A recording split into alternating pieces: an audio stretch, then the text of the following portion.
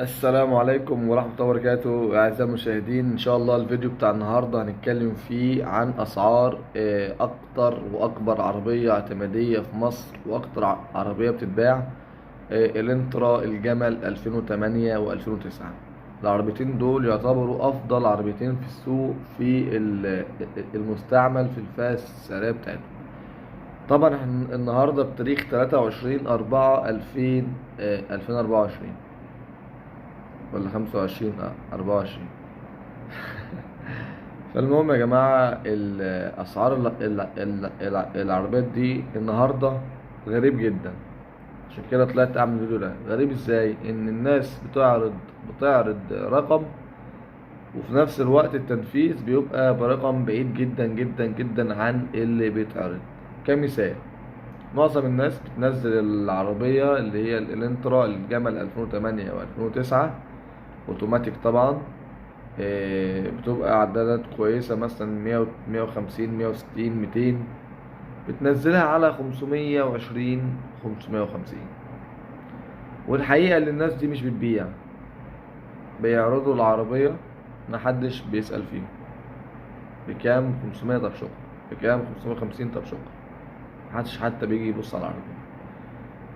فالعربية دي لو دخلت على شات جي بي تي او دخلت على جوجل وسألت رينج العربية او متوسط العربية، هيكتب لك الحد الادنى 412 والحد الاعلى 480 الف.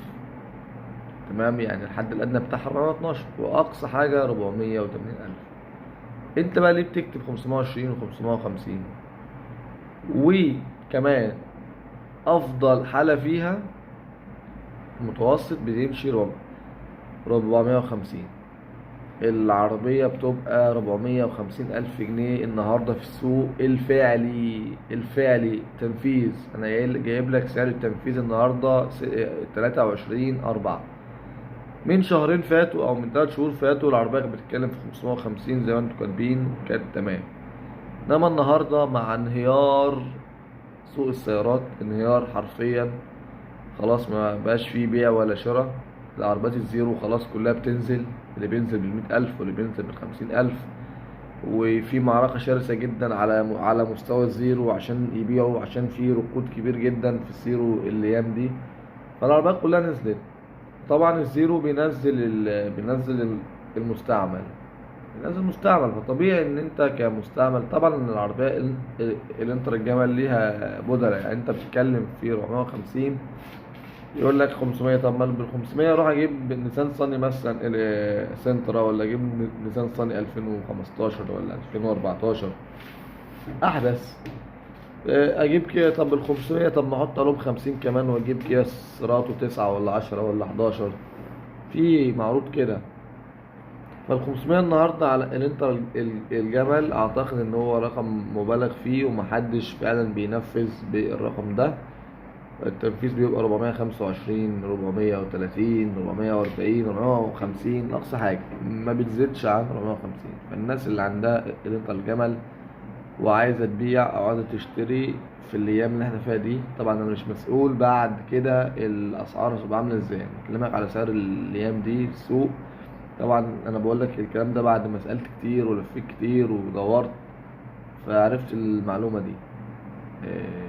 طبعا في بقى عربيات اقل في نفس الموديل، الاوبترا الاوتوماتيك 2008، برضو سعرها اقل طبعا من الانترا. بتتكلم مثلا في 300 320 في الرينج ده. الاوبترا الاوتوماتيك. تقول ايه تاني يا ربي؟ اه ايه، مش فاكر والله. المهم يعني ان انت ما تسرعش في عربيات كتير. الاوبترا بعد 2008 تقفيل مصري زبالة، متشتروش. والاوبترا اخرك 2008. لو عجبك الفيديو اشترك في القناة.